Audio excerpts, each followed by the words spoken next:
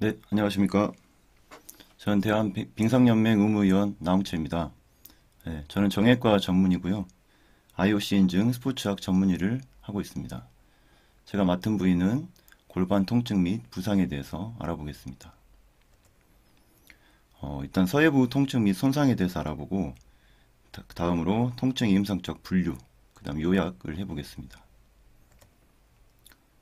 골반 통증은 보통 서해부 통증이라고 명명할 수가 있는데 일반적으로 아랫배의 양측과 그리고 허벅다리 사이에서 그 부위를 지칭하게 되겠습니다. 보통 다른 말로 사골 부위나 사타구니 부위라고도 명명할 수가 있는데 이쪽 부위가 다치면 굉장히 모호합니다.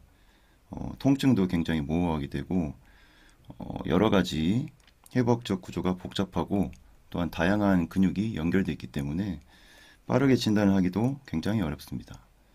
그래서 이전에는 오른쪽 그림에서 보이다시피 마의 삼각지대로 불리는 버뮤다 제도를 이쪽으로 비유를 하기도 하였습니다. 서해부 손상은 이제 많은 근육과 건의 부착 부위이며 골반의 안정화에 중요한 역할을 하고 있습니다. 또한 중요한 내장 및 비뇨 생식기 구조를 포함하고 있고요. 근육으로는 이런 장요근이나 아니면 복근, 그리고 치골근, 봉공근 같은 내전근을 포함한 다양한 근육들이 같이 포함되어 있습니다. 이런 손상은 전체 운동선수의 2에서 5% 정도 나타나고 있고 주로 남성이나 주로 아이스하키 그리고 축구 선수에서 많이 나타나게 되겠습니다. 갑작스러운 방향 전환이나 차기, 공을 차는 동작 아니면 급가속과 급감속 등의 복합적인 동작에서 흔히 발생하게 되겠습니다. 관련 통증으로는 내전근 관련 통증이 가장 흔한 통증이 되겠고요. 위험 인자로서는 다른 근육과 마찬가지로 이전에 손상력이 있었던 경우 아니면 내전근의 근력이 감소되어 있는 경우 또 높은 운동 강도가 있는 경우 아니면 훈련이 부족한 경우 이런 것들이 있으면 더 많이 다치게 될 수가 있겠습니다.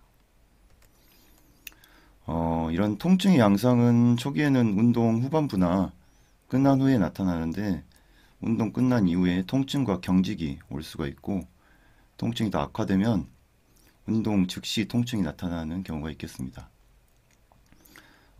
통증의 위치를 국소화하는 것이 중요한데요.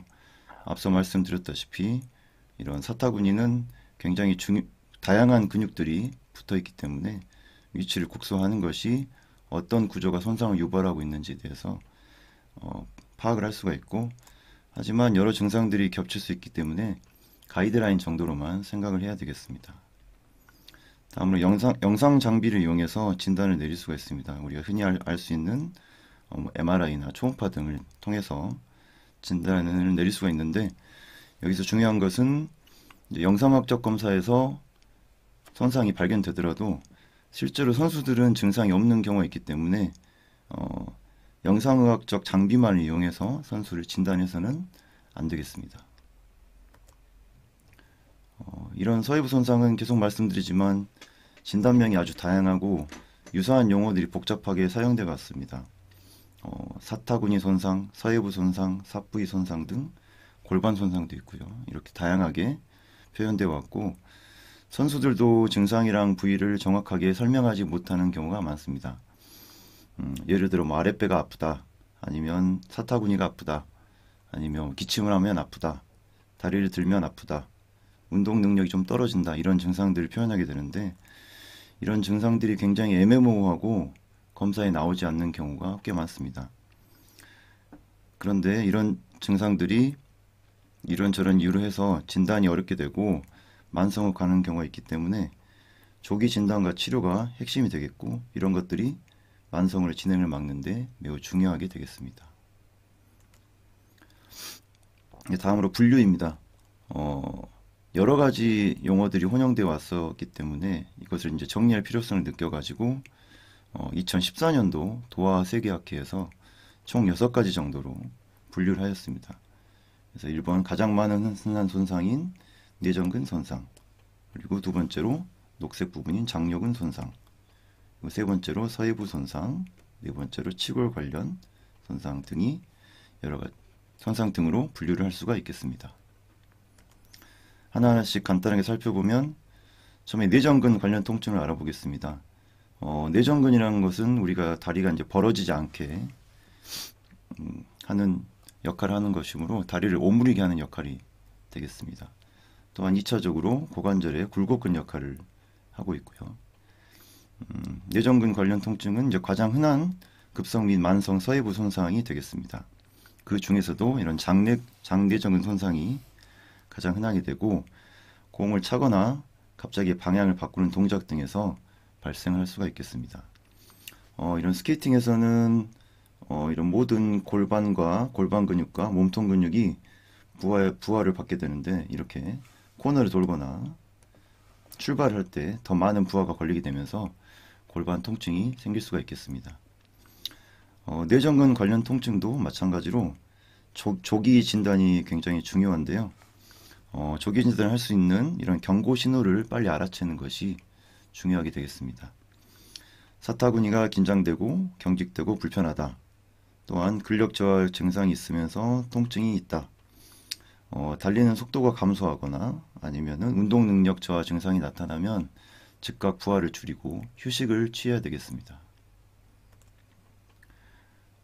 진단 기준으로는 이렇게 누운 자세에서 고관절을 굴곡, 외전 상태에서 촉진하게 되겠는데 이런 치골결합 부위에서 손가락 2개 정도 아래 부위에서 눌렀을 때 통증을 느낀다. 그러면은 뇌전근 관련 통증을 의심을 해봐야 되고 스퀴즈 테스트라는 것은 환자를 눕힌 상태에서 양쪽 무릎 사이에 검사자의 주먹을 넣고 검사자의 주먹을 쥐어짜라고 할 때 통증이 발생하게 되면 양성이라고 할 수가 있겠습니다.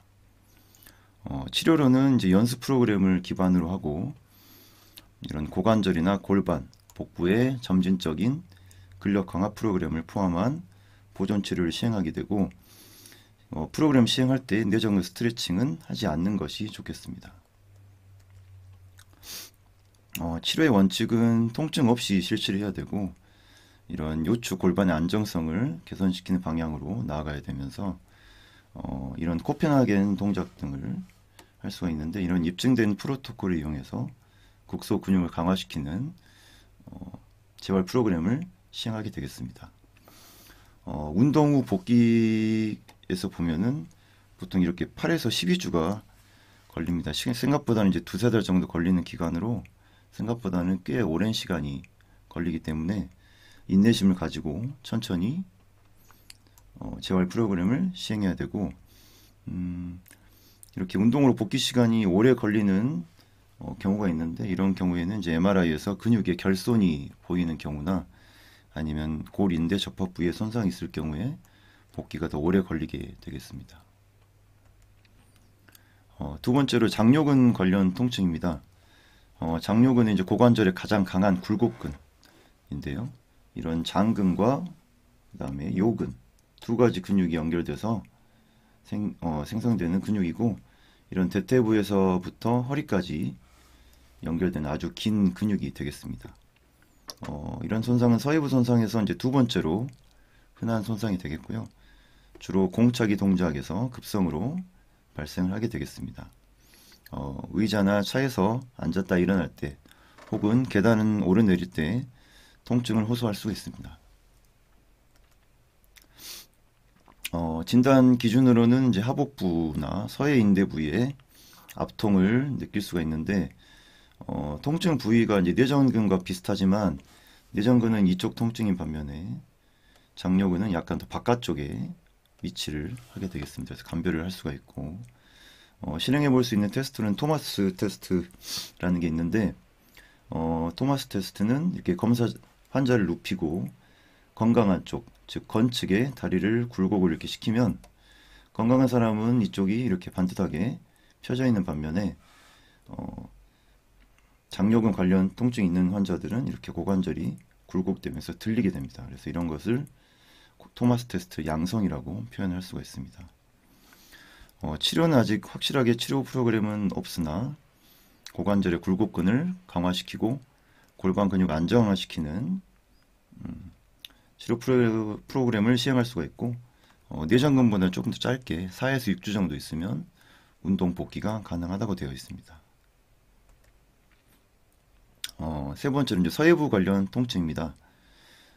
서해부 열상이라는 단어를 이제 많이 쓰게 되는데요. 예전에는 이제 스포츠 탈장이라고도 많이 알려져 있었습니다.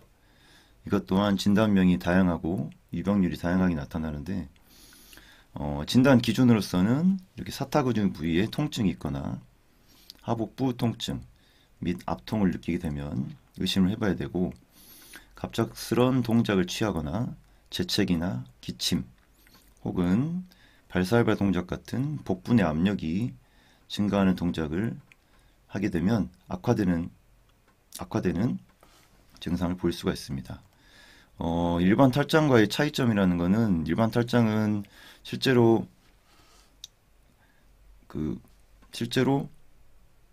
내장이 복벽으로 나와서 실제로 만져지는 경우가 많은데 이런 스포츠 탈장 같은 경우에는 실제 탈장이 만져지지는 않고 복벽이나 이런 근육들의 손상이나 파열이 와서 이제 통증이 유발되는 것이 스포츠 탈장으로서 이런 것들이 일반 탈장과의 구별점이 되겠습니다.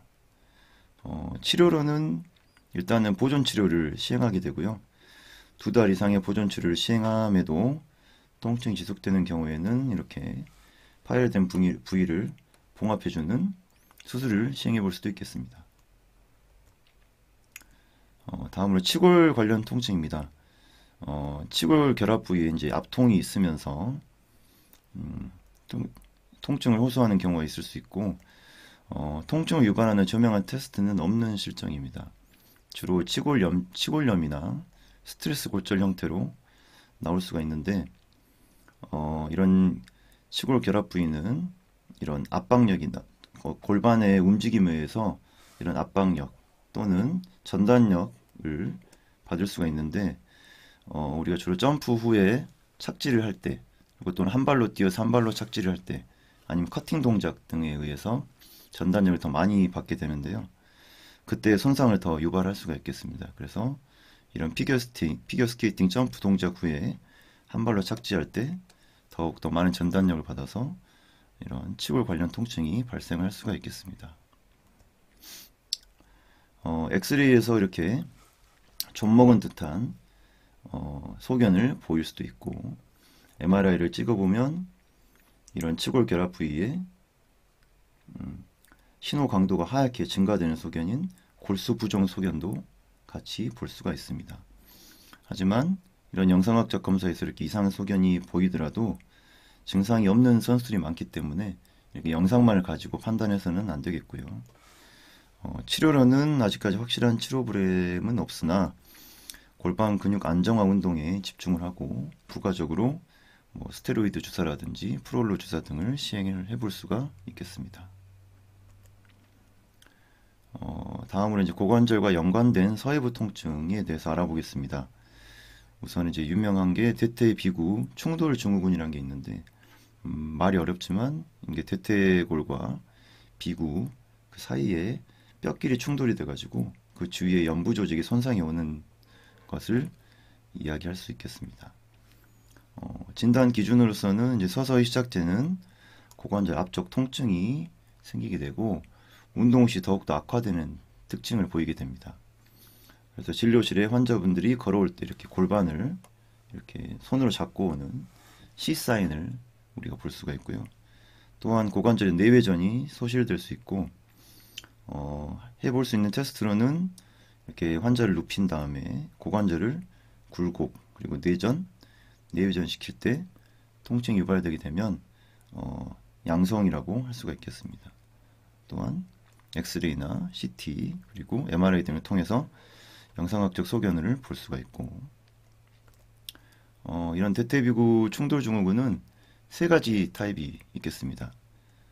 캠 타입과 핀서 타입 그리고 믹스 타입이 있는데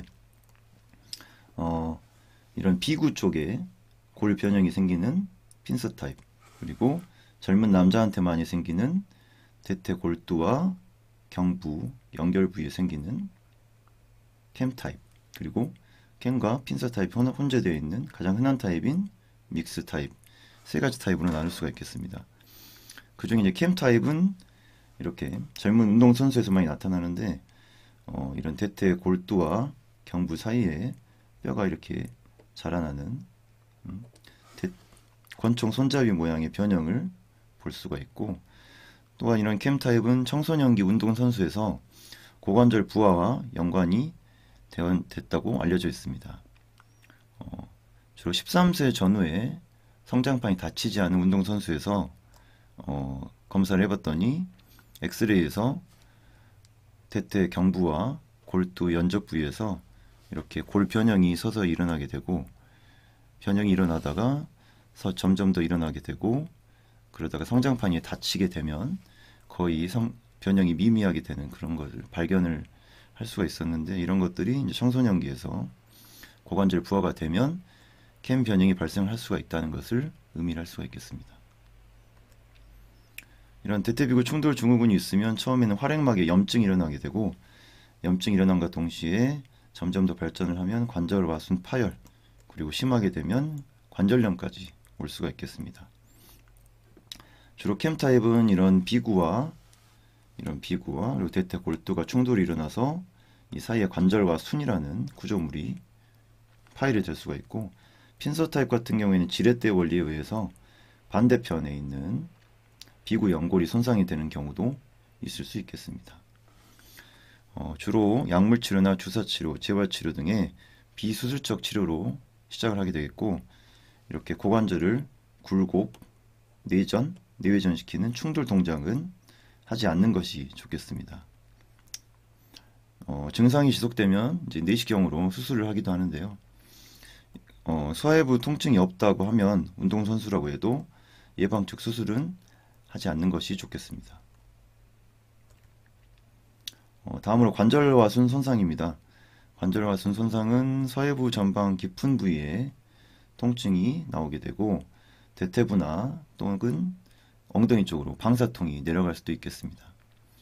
주로 관절 회전이나 비틀림 동작 시에 날카로운 통증을 유발하게 되고, 앞서 말씀드린 대퇴비구 충돌 증후군이 있으면 관절 와순 파열의 위험이 증가가 되겠습니다. 주로 MRI로 자체만으로는 진단이 조금 어려워서 조영제를 놓고 하는 관절 조영술 MRA를 통해서 진단을 많이 하게 되고, 관절경으로 최종 촉진을 하게 되겠습니다. 마찬가지로 치료가 안 될 시 관절염이라는 퇴행성 질환으로 발전할 수가 있겠습니다. 서해부 통증의 다른 원인들입니다. 골반골의 견열골절이라는 게 있는데, 이것은 주로 10대 청소년기에서 많이 나오게 되겠습니다. 이렇게 10대 청소년기에는 골단의 유압이 완전히 이루어지지 않은 상태이기 때문에 이렇게 근육이 뼈에 부착되는 부위에서 손상을 일으키게 하면 근육이 뼈를 이렇게 물고 떨어지게 됩니다. 그렇게 되면 이제 골절이 되게 되는데, 이것은 이제 견열골절이라고 명명하고, 빠르게 방향을 전환하는 동작이나 달리기, 킥 동작 등을 할 때 발생할 수가 있고, 이렇게 뚝 같은 파열음이나 부종, 근력 약화 호소를 나타낼 수 있겠습니다. 이렇게 골편이 큰 경우에는 이렇게 엑스레이로도 진단이 될 수가 있고요. CT에서도 비슷한 소견을 보이고 있습니다. 치료로는 이제 근육 파열과 동일하게 치료를 하면 되겠고, 이런 골편이 15mm 이상 정도로 많이 벌어져 있다 그러면은 수술적 치료를 고려해 볼 수가 있겠습니다. 다음으로 이제 피로골절이 있을 수가 있는데, 하부 치골지 골절이 있을 수 있습니다. 주로 장거리 달리기 선수에서 발생할 수가 있고, 과사용 병력 좀 많이 쓰고 그쪽 부위 압통이 있으면 의심을 해봐야 되고, 단순 엑스레이로는 진단이 어렵기 때문에 MRI나 뼈 스캔 등을 통해서 진단을 내리게 되겠고, 이렇게 수주가 지나거나 오래되면 엑스레이에서도 이렇게 보이는 경우도 있겠습니다. 다음으로 대퇴 경부의 피로골절은 활동 시 악화되는 특징이 있고, 점진적으로 통증이 더 심해지게 됩니다. 하지만 명확하게 통증이 어디가 아프다 이렇게 명확하게 표현하지 못하는 경우가 많고, 마찬가지로 이런 MRI나 뼈 스캔을 통해서 진단을 내리게 되겠습니다. 종류는 두 종류가 있는데 이게 윗면 골절, 여기는 긴장도를 이렇게 벌어지는 힘을 받게 되기 때문에 발견이 되는 즉시 수술적 고정을 해서 치료를 좀 해줘야 되고요. 아랫면 골절은 이렇게 압박력을 받기 때문에 6주 정도 안정을 취하고 나서 6주 정도 재활을 해서 운동 복귀를 할 수가 있겠습니다. 네, 마지막으로 요약입니다. 네, 서해부 통증은 아픈 부위가 서로 인접해 있고 각기 다른 손상이 비슷한 증상을 보이는 경우가 굉장히 많습니다. 그래서 이런 것 통증이 단순하지 않고 복잡하다는 것을 이해를 해야 되겠고요. 증상이 애매모호하거나 방사선 검사에도 초기에는 잘 나타나지 않는 경우가 많습니다. 그래서 초기에 잘 진단하고 적절한 휴식과 치료를 하지 않으면 만성화가 되기 쉽습니다. 이런저런 이유로 손상을 인지하는 순간에 초기에 충분한 치료를 하는 것이 굉장히 중요한 포인트가 되겠습니다. 감사합니다.